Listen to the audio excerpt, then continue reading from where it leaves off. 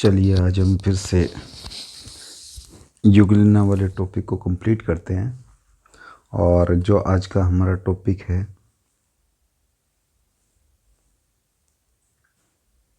वो क्या है? वो टॉपिक है आज का हमारा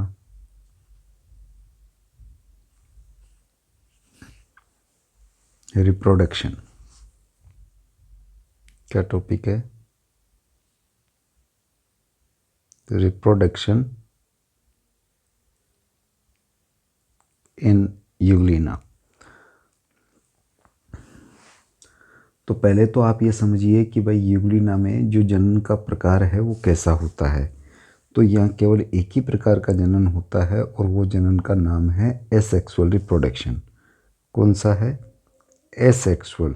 एसेक्सुअल का मतलब आप जानते हैं, अलैंगिक जनन को हम एसेक्सुअल रिप्रोडक्शन कहते हैं। तो आप इस तरह से इसे समझें कि जो रिप्रोडक्शन इन युगलिना पढ़ते हैं तो उसमें लैंगिक जनन कभी भी नहीं पढ़ना, क्योंकि लैंगिक जनन इसमें होता ही नहीं है। इसमें होता है अलैंगिक जनन। तो एकमात्र जनन की विधि जो युगलिना में मिलती है वो कौन सी मिलती है? अलैंगिक जनन वाली मिलती है, जिसे कि आपने एसेक्सुअल रिप्रोडक्शन कहा है। अब एसेक्सुअल रिप्रोडक्शन के दो प्रकार हैं।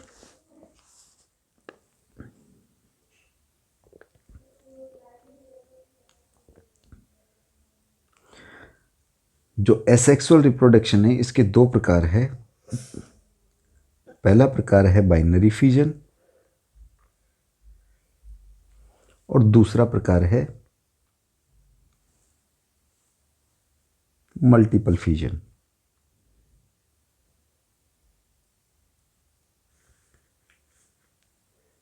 इसको मैं एक को कंप्लीट कर लेता हूं। Binary fusion. फ्यूजन का मतलब आप जानते हैं विखंडन होता है।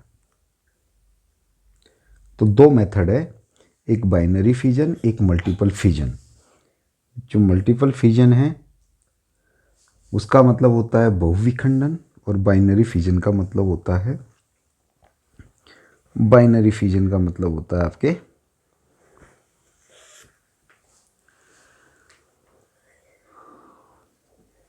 द्विविखंडन।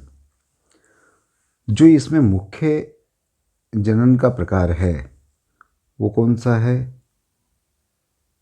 वो बाइनरी फ्यूजन है, द्विविखंडन।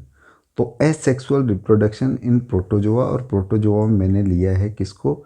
युगलिना को। हम युगलिना का पढ़ रहे हैं, वैसे अन्य प्रोटोजोवन जंतुओं में भी ये मिलता है। तो इसमें युगलिना की बात हम करते हैं। तो युगलिना में लैंगिक जनन तो होता नहीं है, तो सबसे पहले हम बाइनरी फ्यूजन पढ़ेंगे। युगलिना का जो वास स्थान होता है, यानी जिस आवास में ये रहता है, वहाँ पर भोजन, ताप, जल आदि कारकों की अनुकूल परिस्थितियाँ हों या फेवरेबल कंडीशन हो, तो इसमें बाइनरी फ्यूजन होता है। और बाइनरी फ्यूजन जिस मेथड के थ्रू होता है उसका नाम है लॉन्गिट्यूडिनल। लॉन्गिट्यूडिनल जो मेथड है अनुदैर्घ्य प्रकार का, वो बाइनरी फ्यूजन होता है। आप डायग्राम में देख पा रहे हैं कि क्रिया के प्रारंभ में जंतु के केंद्रक में एक समसूत्री विभाजन आरंभ होता है। तो यहाँ देखिए ये केंद्रक है और इस केंद्रक में माइटोसिस आरंभ होगा। माइटोसिस का मतलब होता है, आप जानते हो, समसूत्री विभाजन। अर्थात अगर ऐसा विभाजन जिसमें कि बनने वाली डॉटर सेल्स में अगर गुणसूत्रों की संख्या समान होती है तो वो समसूत्री विभाजन होगा। तो सबसे पहले क्रिया के आरंभ में क्या होगा? जो केंद्रक होगा उसमें समसूत्री विभाजन होगा। और समसूत्री विभाजन की सभी प्रकार की जो अवस्थाएं हैं, चारों प्रकार की अवस्थाएं, वो क्रम से होगी। यानी प्रोफेज, मेटाफेज, एनाफेज और टीलोफेज सब घटित होगी। इसमें ध्यान में रखने वाली चीज़ क्या है? इसमें न्यूक्लियर मेम्ब्रेन गायब नहीं होती। ये न्यूक्लियर मेम्ब्रेन जो है, न्यूक्लियर मेम्ब्रेन ये डिसअपीयर कभी नहीं होती। जबकि हम नॉर्मली क्या देखते हैं, प्रोफेज, लेट प्रोफेज में वो गायब हो जाती है।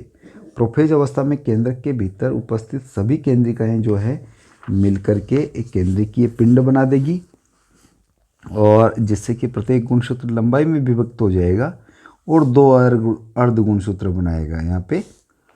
उसके बाद में मेटाफेज में क्या है, अनुदैर्घ्य प्लेट पे व्यवस्थित होंगे। तर्कों का इसमें निर्माण होता नहीं है। तो फिर क्या होगा, एनाफेज में अर्ध गुणसूत्र अलग अलग हो जाएंगे, ध्रुव पे आरंभ गति करना आरंभ कर देंगे, केंद्रक में अनुदैर्घ्य रूप से संकीर्ण होगा। अब देखिए यहाँ पर मैं इसको येलो कलर से दिखा पा रहा हूँ। यहाँ पर देखिए आप इस जगह पर, यहाँ पर क्या हुआ, संकीर्णन हुआ। संकीर्णन का मतलब तो आप जानते हैं, यानी बीच में से देखो ये जो न्यूक्लियस था इसको बाहर निकालते हैं और इस तरह से इसमें संकीर्णन आरंभ हुआ। ये देखिए, तो इस चीज़ को हम संकीर्णन बोलेंगे। ये जो न्यूक्लियस था बीच में से अनुदैर्घ्य रूप से देखिए यहाँ पर दबा हुआ है, तो इसे हम संकीर्णन वाला स्टेज कहेंगे। जो टीलोफेज अवस्था होगी इसमें संकीर्णन गहरा होता जाएगा और इस क्रिया के अंत में इस एक केंद्रक से कि कितने केंद्रक बन जाएंगे, ये 2 केंद्रक बन गए, 1 और ये 2। तो पहला केंद्रक बन गया और ये दूसरा केंद्रक बन गया। तो एक प्रारंभ में देखिए एक न्यूक्लियस था, यहाँ पर एक न्यूक्लियस था, यहाँ पर कंस्ट्रक्शन स्टार्ट हुआ, संकीर्णन आरंभ हुआ इस जगह पे, और यहाँ पर 2 सेपरेट न्यूक्लियस बन गए। एक न्यूक्लियस से कितने बन गए भाई, 2 न्यूक्लियस बन गए। तो यहाँ पर 2 न्यूक्लियस कब बने, जब टीलोफेज अवस्था आई।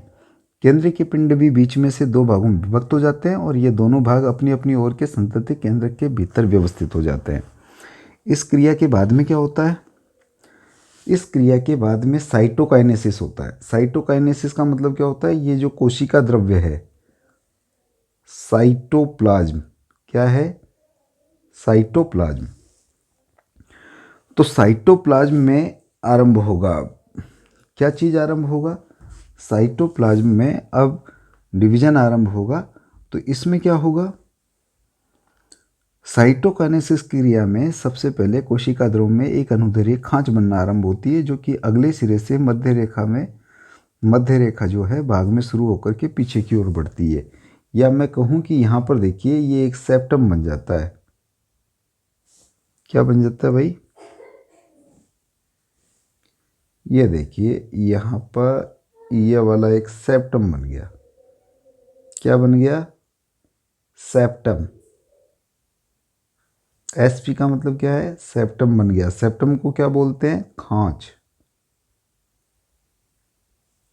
एक खांच बन गई। ये किसके बीच में बनी, ये देखिए यहाँ मैं दोबारा दिखाता हूँ, ये एक खांच बन गई, अगले सिरे से आरंभ हुई और पीछे की ओर बढ़ती जा रही है। ये सेप्टम बन गया। यह कोशिका द्रव्य के बीच में बना। कोशिका द्रव्य के बीच में ये बना और गहरा होता गया, तो मध्य रेखा से शुरू होगा, पश्चिम की ओर बढ़ता जाएगा और युगलिना को 2 संतति कोशिकाओं में विभक्त कर देगा। अब इसमें देखिए ये एक सेपरेट न्यूक्लियस हो गया यहाँ पर, और ये इसमें सेपरेट न्यूक्लियस, इसके पास भी कोशिका द्रव्य और इसके पास भी कोशिका द्रव्य आ गया। अब क्या होगा कि जो कोशिका ग्रसनी है, आशय है, कोशिका मुख है, इसमें जो द्रक बिंदु होता है, संकुचनशील रिक्तिका है, इन सब का क्या है, एक और नया सेट बन जाएगा। ये देखिए कॉन्ट्रैक्टाइल वैक्यूल पहले एक थी, यहाँ पे भी एक है, लेकिन जैसे ही सेप्टम बनता है और साइटोकाइनेसिस क्रिया पूरी होती है तो यहाँ पर अलग बन गया एक कॉन्ट्रैक्टाइल वैक्यूल, यहाँ पर एक अलग कॉन्ट्रैक्टाइल वैक्यूल बन गया, और यहाँ पर अलग से साइटोस्टोम और साइटोफेरिंग्स बन गए, यहाँ पर भी साइटोस्टोम साइटोफेरिंग्स बन गए। तो सब कुछ नया नया बन गया। और साथ में जो संतति युगलिना है वो एक एक समुच्चय, एक एक सेट प्राप्त कर लेता है। 2-2 सेट बन, एक सेट से 2 बने और दोनों एक एक दोनों के अंदर आ गए। बेसल बॉडीज और आधार कणिकाएं जो होती, बेसल ग्रेन्यूल्स, वो भी आ गई और वो दोनों अलग अलग हो गई। और अलग अलग होकर के बीच में से ये क्या होगा, अब अलग हो जाएगा और इससे एक जनक से 2 पुत्री कोशिकाएं, या मैं कहूँ एक युगलिना से 2 युगलिना बन गए, एक ये वाला और ये वाला। दोनों के पास अपनी अपनी कॉन्ट्रैक्टाइल वैक्यूल है, अपना अपना न्यूक्लियस है, अपना अपना पूरा साइटोस्टोम, साइटोफेरिंग्स और फ्लैजिलम है, और इसके पास अपना है। तो ये होता है ये एक था और एक से कितने बन गए, 2 बन गए यहाँ पर, इसलिए इसको हम बोलेंगे बाइनरी फिजन। तो सबसे मुख्य जो जनन का प्रकार है वो इसमें यही होता है बाइनरी फिजन वाला। और इसके बाद में हम देखें तो दूसरा प्रकार जो मैंने कहा था, यहाँ पर देखिए मैंने लिखा है मल्टीपल फिजन। और जो मल्टीपल होता है बहुविखंडन होता है, और बहुविखंडन की क्रिया हमेशा प्रतिकूल वातावरण में होती है। यानी ये तो किस में होती है, अनुकूल वातावरण में। अनुकूल वातावरण में तो कौन सा होगा आपका asexual reproduction by the binary fission. और जब प्रतिकूल वातावरण होगा, प्रतिकूल समय होगा, तो उस समय इसमें क्या होगा, बहुविखंडन होगा।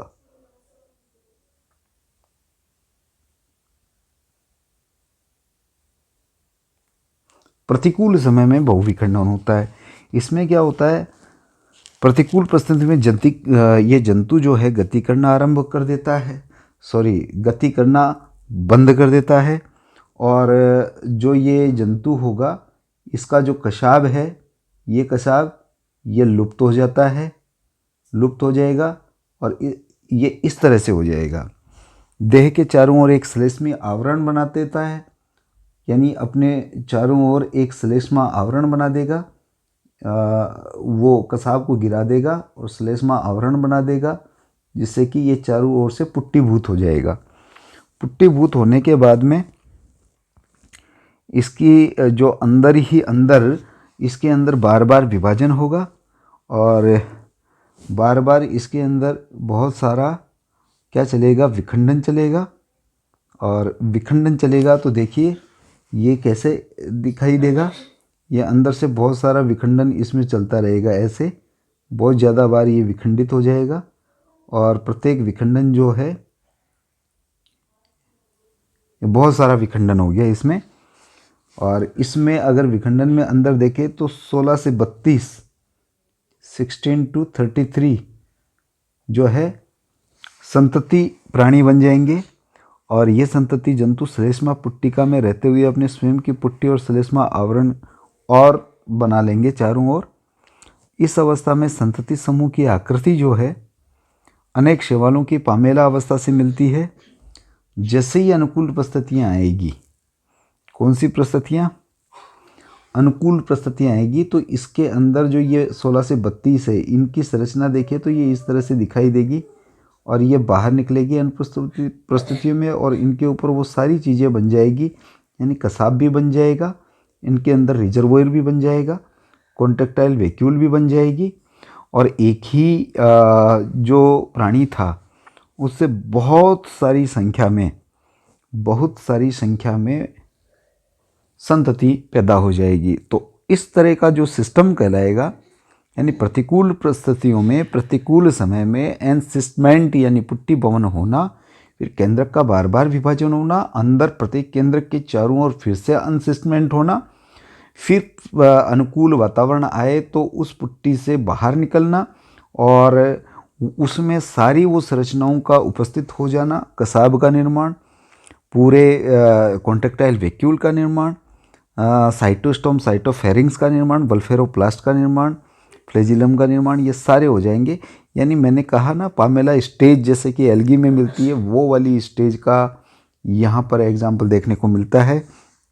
अनुकूल परिस्थिति आने पर इन संतति जंतुओं में कशाब बन जाएंगे, और पुट्टी से ये स्वतंत्र होकर के हर जो इसमें खंड बना था वो एक सामान्य प्राणी के समान अपना सामान्य जीवन आरंभ कर देता है। तो जो इसकी पुट्टीभूत जंतु वाली अवस्था है या मल्टीपल फिजन है, वो प्रतिकूल मौसम में होती है, प्रतिकूल मौसम से बचने के समय होती है। जबकि मुख्य जो इसका जनन का प्रकार है वो है अनुकूल वातावरण में होने वाला बाइनरी फिजन, यानी द्विविखंडन वाला जो एंसेस्टमेंट देखने को हमें मिलता है, वो इसका मुख्य है।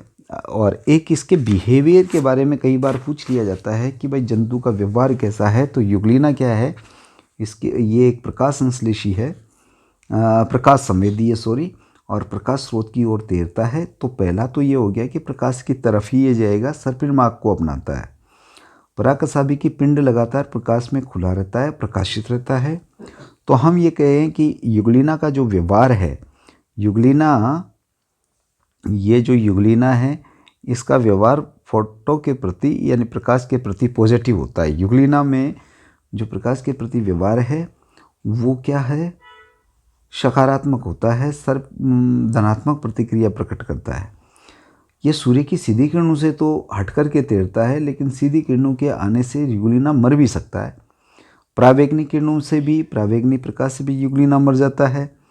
तो ये तिरछी किरणों से जरूर इस पे प्रभाव कम रहता है। यदि युगलिना युक्त एक पानी की बूंद को हम सीधे प्रकाश की किरणों में रख दें और उसके आधे भाग को ढक दिया जाए, तो न तो युगलिना प्रकाश की ओर जाता है, न ही अंधेरे की ओर। तो फिर वो कहाँ रहेगा, वो प्रकाश और अंधेरे के बीच में जो होगी उस जगह पे रहेगा। तो फोटो पॉजिटिव व्यवहार तो करता है। साथ में अगर रसायनों के प्रति हम बात करें तो रसायनों के प्रति या नेगेटिव, यानी युगलिना जिस पानी में है, जिस तरफ है, वहाँ पर अगर कोई केमिकल डाल दिया जाए तो वो जहाँ पर केमिकल डाला गया है उससे दूर हटने का प्रयास करेगा।